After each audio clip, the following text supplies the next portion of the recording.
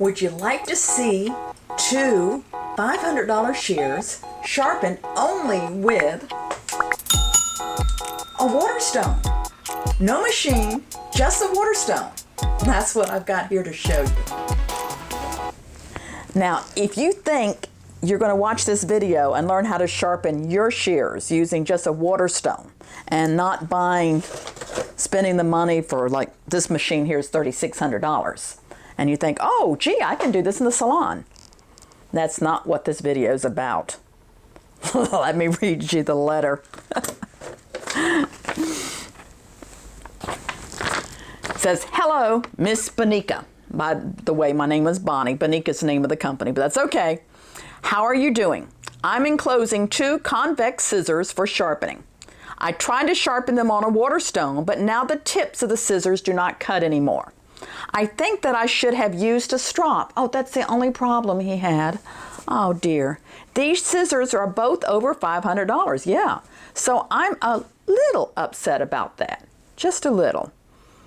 If he was upset enough, he'd have had his shears professionally done or bought professional equipment. I'm judging. I could say I'm not here to judge, but I am judging. I use the tips of my scissors more than anything when cutting hair. I'm not sure if I took too much metal off of the scissors. Maybe the blades have to be reformed. I really don't know. I'm sure that if anyone can fix them, it would be you. Well, thank you. I'm enclosing a money order for the service and shipping. If you have any questions, please feel free to call me. Thank you so much. And they paid extra priority mail shipping, extra expense. And if we hadn't have been at the office late yesterday, my husband was hanging out talking to the business next door, the hobby shop. He just got a brand new F-150 blue pickup truck. Not my husband, the guy next door. My husband's got truck envy, and he was talking to him about his truck, and this showed up. So fortunately we got this early. I'm going to sharpen this today, and I'm going to shoot a video, and I kind of hope he watches it and catches it and sees why you don't try to sharpen your $500 shears with a Waterstone. So let me show you what I'm seeing here. So here's the two shears, and he's correct. These are very expensive shears. And he said the tips don't cut. I would say they don't. Look. Oh, that one actually cuts a little bit and pulls. Okay, so first of all, this one's just way too loose, but that's not the problem. There is absolutely no edge on here. If I went home and I got my butter knife out and I was going to butter a piece of toast, that's exactly what that edge would feel like. So basically on his Waterstone, he just knocked off the whole edge. It shouldn't be that hard to fix these. Not at all. It just, you don't, he must have done this kind of thing on a Waterstone and just totally knocked that edge off. These are not much better, but the tip, I think he missed the tip when he was doing this, and that's why that tip actually cut a little bit. But there is like no edge to these. And the only way I've been able to show, I mean, I know you can't feel what I'm feeling, but I did find this out. This is some cheap hair, Mystie, found on Amazon. I wouldn't recommend it for testing shears, but because it's cheap, I can show you this. So if I were to slide cut with this, it's just ripping. You can hear it rip through the hair. I got a whole box of jeans toupees. I should wash them. They feel like grimy. He would have some he would use to mow the yard in. This is this is the remains of the one that Misty's dog got a hold of it. But let's see how it rips through there. Yeah, see, it just pulls it right out off the toupee thing. See, it can't cut it all. See, it took that out. Yeah, after Gene's car accident, he quit wearing his toupee. And so when we moved recently, I went through his closet and I found all of these toupees. And he says, well, keep the most recent one. And I'm like, okay, but you're not going to wear it anymore. But these are, they're all good hair. Oh, they smell like him. Oh, there's even more over there. Man, gee. I got the most amazing husband in the world. He is one of those people that he really can't make an enemy. He's just so nice and polite and sweet to everybody. It's kind of bad. When the kids were growing up, well, I don't know if that was bad, but they definitely preferred him over me. I'm a little more type A personality, and he's more type B. So I'm going to take, and it doesn't really matter which one I start with, but I'm going to take these apart and sharpen them just in my usual way. Yes, I use a Waterstone, but only on the inside and only with the shears taken apart. And it doesn't look to me like he did anything on the inside, which is good. Because typically if someone doesn't know how to sharpen and they're sharpening the inside, they'll do it without taking the shears apart. And then that ride line that should be flat will be like this. And then I have to take a whole lot of metal out to get that. So I don't think these are going to be that difficult to fix. Let me show you how they cut tissue, because you may be interested in that. And they may actually cut tissue, because cutting tissue tells me if all the burrs are gone and nicks are, see, that doesn't cut at all. See what this one cuts like. See, except for the tip, it cuts tissue, which is proof that the tissue only tells you if the nicks and the burrs are gone. It doesn't tell you if they're sharp. And I can guarantee you, I cannot cut myself with those. Yeah, and he's got some wavy things on it. He must have just gone on a Waterstone. And that tip. Well, let's just go for it. So, oh, this one I don't have to use the... I may just sharpen one of these for the video, because I think that both of them are going to be corrected in the same way, so you're not being bored watching two of these shears sharpen. So there's all my parts. I'm thinking he didn't take them apart because there's still kind of dirt underneath there. Or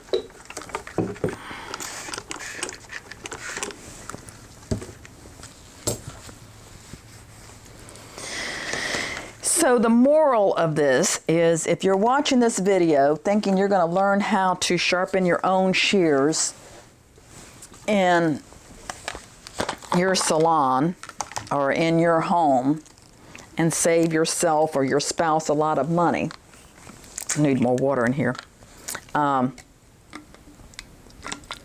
don't, because you're going to end up costing them more money. If you want to do anything to them and kind of bring the edge back, you could use 3000 grit nail buffer and just gently go over it. He talked about maybe he should have used a leather strop. The leather strop would have been good if he had used that instead of the Waterstone. And most likely the Waterstone he used, just looking at the edge, was some cheap Chinese thing. Waterstones are, I know they come with grit. You know, you've got 3000 grit and 2000 grit and 1000 grit and all of these grits. But just like here in the South, I mean, one grit's not the same as the other. I had a boyfriend in college that used to put sugar and milk on his grits. That was when I broke up with him. I mean, you cannot be in a relationship with a guy that puts sugar and milk on his grits. Grits, salt, butter, maybe cheese, cheesy grits. And then you could go to Waffle House and have your grits loaded and, you know, put bacon and eggs and things like that on it, but never ever sugar and milk. So all grits are not equal. Depends on, you know, if you got instant grits or the real grits. Hey, and Jay just walked in the door. Trying to figure out who I'm talking to? No, well, I didn't know where Mystie was. Oh, she's not here? Yes, she did. He walked past you? How could he do that?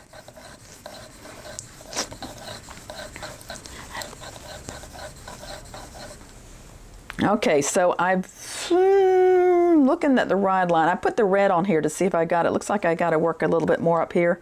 Looks like he took too much maybe in the back there. But anyway, back to the Waterstones. So I find that a Waterstone that'll say maybe 8,000 grit coming from China, 8,000 grit coming from the United States, 8,000 grit coming from Japan are going to be quite different. Now, I used to, in the early days, I loved the Norton 8,000 grit stone, and it's still a really good stone to sharpen with. It just dishes out a lot, but I found that 8,000 Norton stone was fairly equivalent to what I was getting for 4,000 grit from Japan. I'm having a hard time getting this ride line, but part of it is that this is a hard steel. And the fact that these are decent quality shears means he didn't totally ruin them, that I can fix them.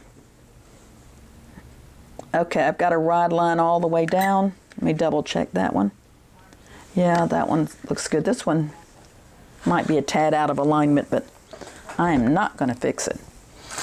All right, so since these are so blunt, I'm going to have to use...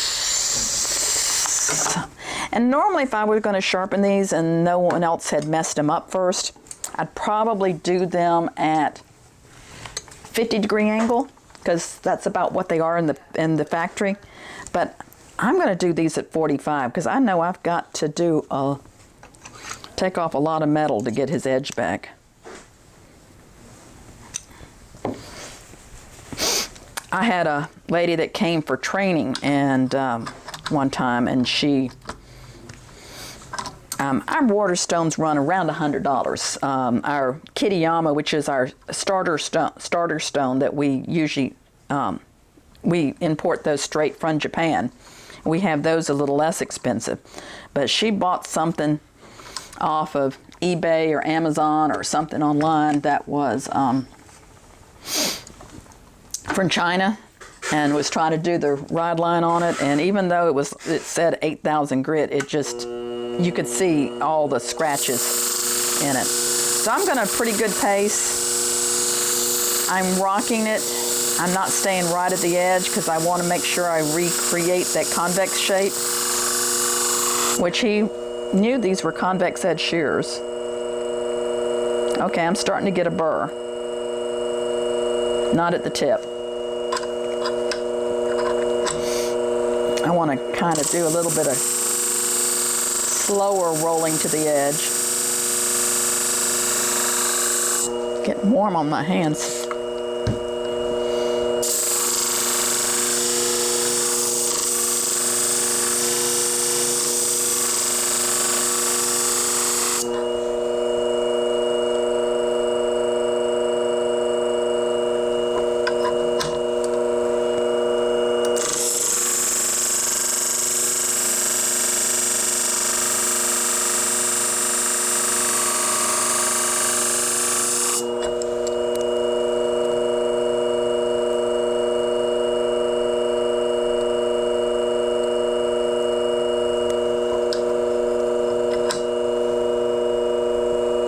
I'm getting a big burr at the back, not as big back here, so I'm actually lifting it up in the clamp. Makes a difference.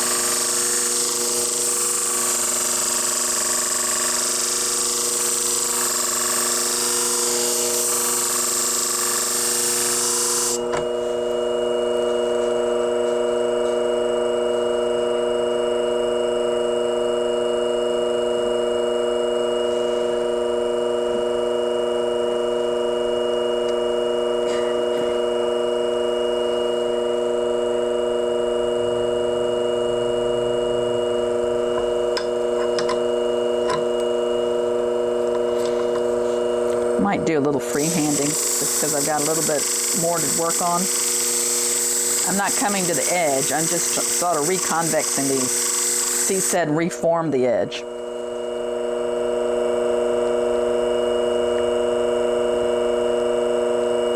That looks pretty good. It'll do.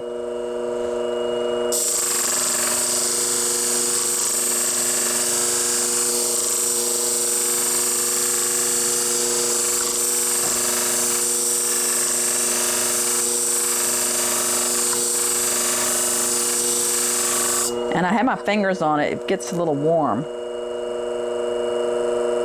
Once again, I'm not getting that tip, which doesn't surprise us. Yeah, he had a whole lot more going on than just the tips on these.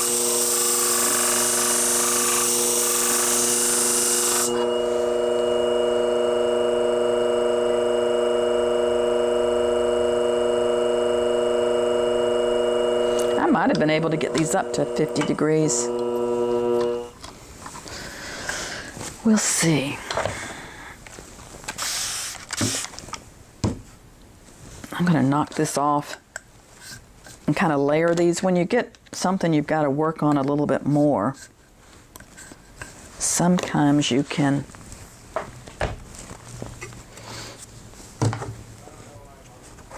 go to, let's see, that's a 500.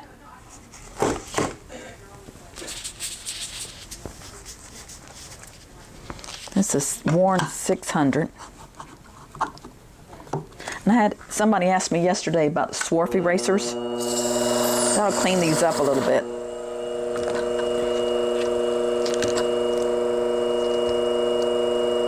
I'm wondering if I can bring these up to 50, really impress him.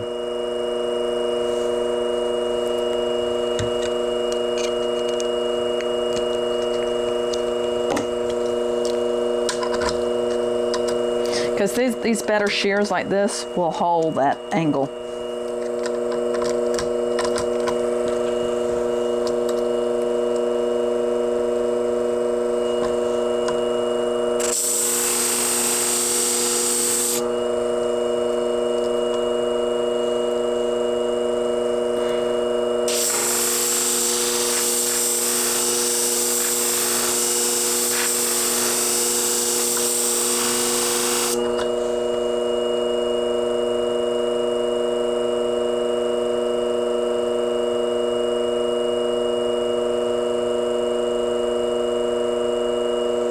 Almost got a burr. Actually, it came crawling off there.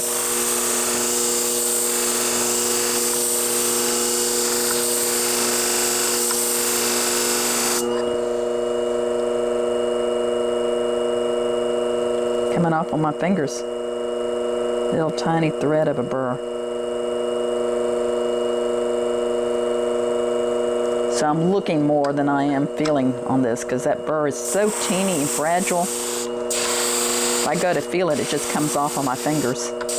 And I'm working on that tip. I think I got it. Might have to shorten it a millimeter or two to get that tip to cut right.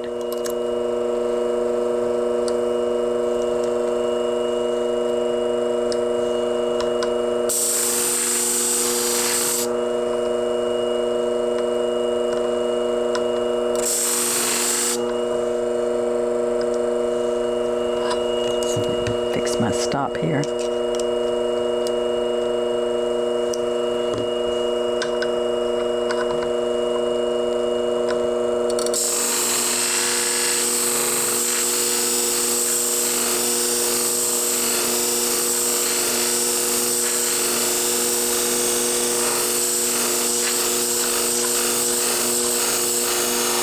had a lot of shears to sharpen this week. No, I'm nowhere near the edge on this one. Is this the one that was a little bit more out of alignment? Yeah, I think it was. So that may be part of what's going on here.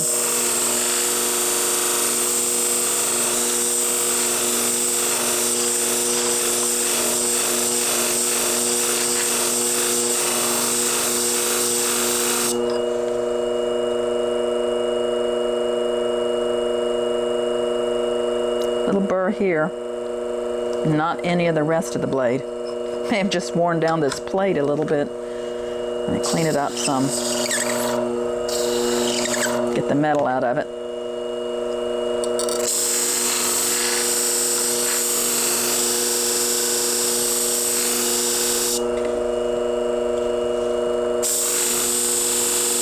Might be able to see that burr popping up.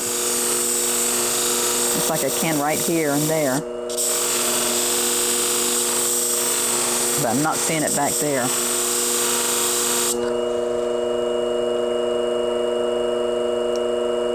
See, I didn't see it, but I feel it. Not quite there.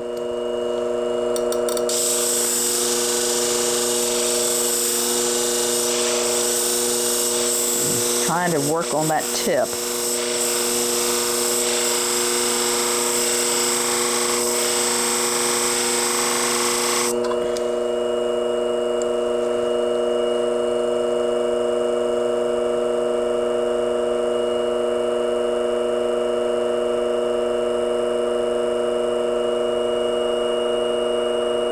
Man, that burr is so fragile there, but I don't have it at the tip.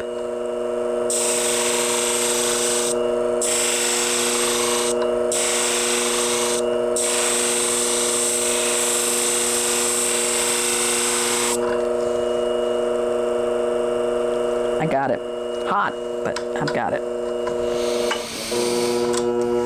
So back to my Waterstone, and I'm using a 2000 grit. I guess if you really wanted them super nice, you could use something finer than 2000. I've got like 6000 and 8000, but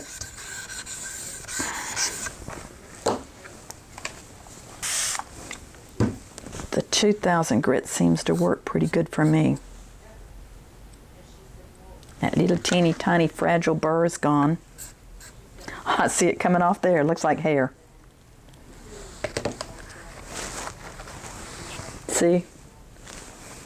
Right there. There's the burr.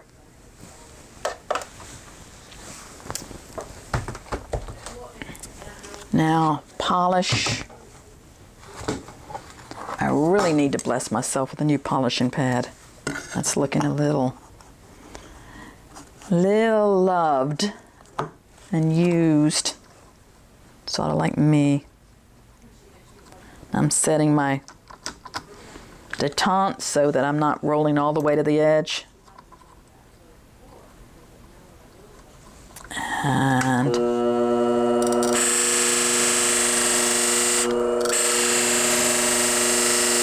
what this is doing is removing any outside burr and shining.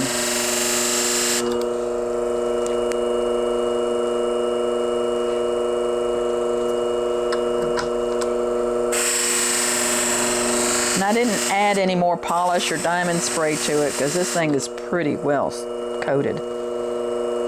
That's shiny enough for me.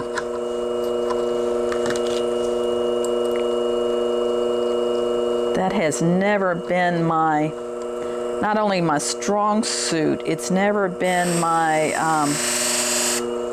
obsession is shine. My obsession is cut and the longevity of the cut.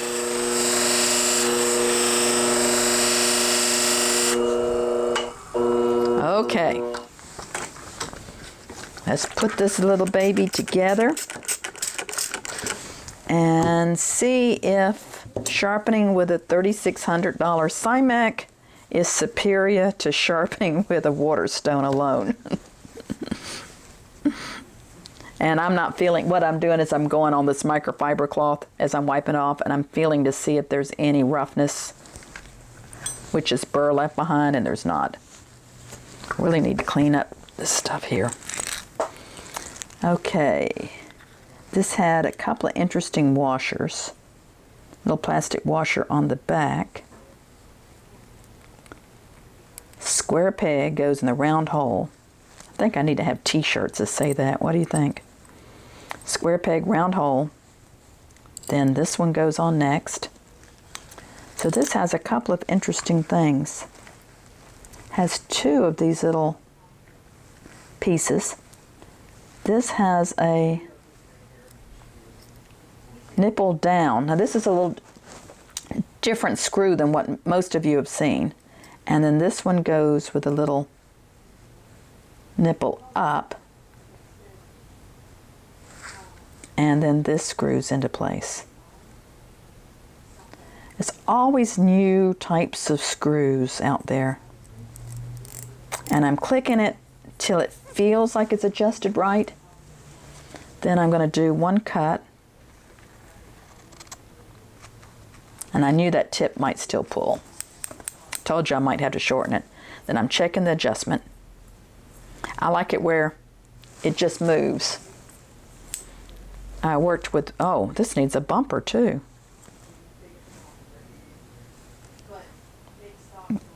Well, there's enough of a bumper there. I might just leave that alone. So that tip does not come together. I'm going to very gently move this out. I'm not going to squeeze hard at all because these are expensive. Oh, that moves so easy. Look at that. So I can actually put a nice bumper in here. Let's see if that fixed the tip. Probably not, but let's put a good bumper in here for them. These older shears, this is an older shear, they have just a pull-through bumper, which you need to have some kind of a pick to get the old one out. See, it pops out, usually pretty easily. And then you go through your bumper collection. Everybody should have a bumper collection. Screw-in bumpers, pull-through bumpers. And you sort of see what size do you need for that tip to come together.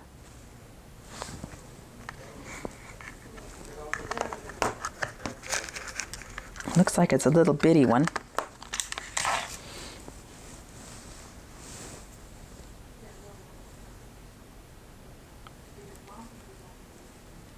And pull it through. You can use your fingers or needle-nosed pliers. And before you pull it all the way through, you can put a little bit of super glue, or actually just plain old clear nail polish will be enough to hold it in there. And that's what my son-in-law uses, and he gets good results off of it. So, and that tip, I'm going to shorten it a little bit, so that should fix it. So I'm not going to trim this yet until that nail polish dries. And I'm going to take off a little bit on the tip. And I can actually see, I've got the light here. Light underneath works because you can actually see where the tip's not coming together. And then round it out so it's not pointy. Feels pretty good. Okay, let's see if that pulls at the tip. Just ever so slightly.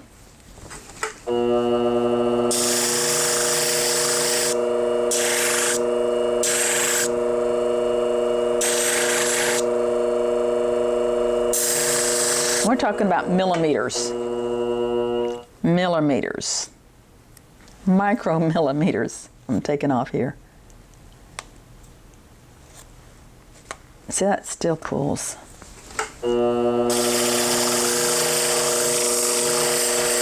I usually do this tip toward the center of my plate because that's usually where I have the fresher grit because I'm not using that as much.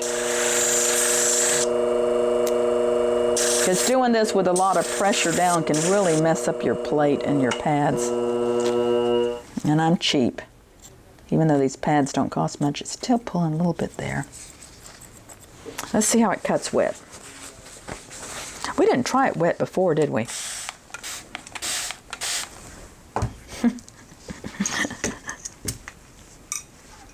Let's try this other scissor. This is the first one.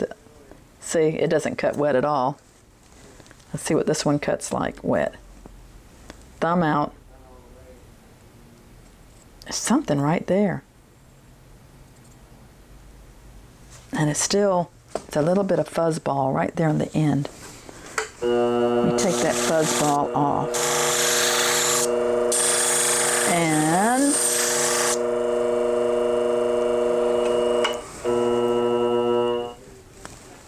let me trim out my bumper. That's dry now.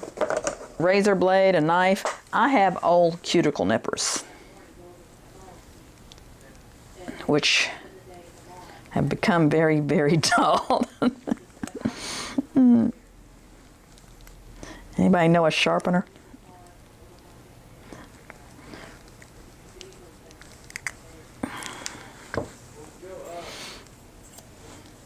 Okay, let's see how this cuts the toupee. Remember how it just pulled it?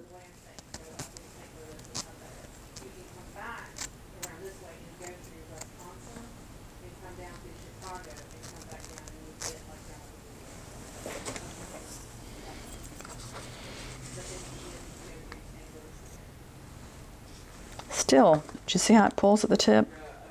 He does a lot of point cutting. I take a little bit more off of the tip. If you leave a little fuzz behind, you can just shorten it till that fuzz is gone.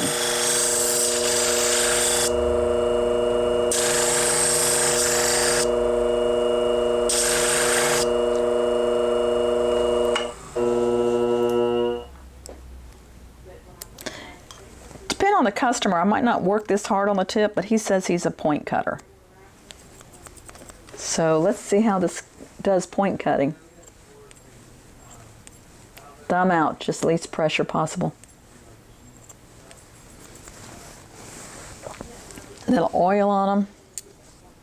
I'm going to go ahead and sharpen his Kamasori shears, but his Mitsutani now are cutting well, the tip cuts well, and they really weren't that hard to fix because he didn't do any huge major damage to it.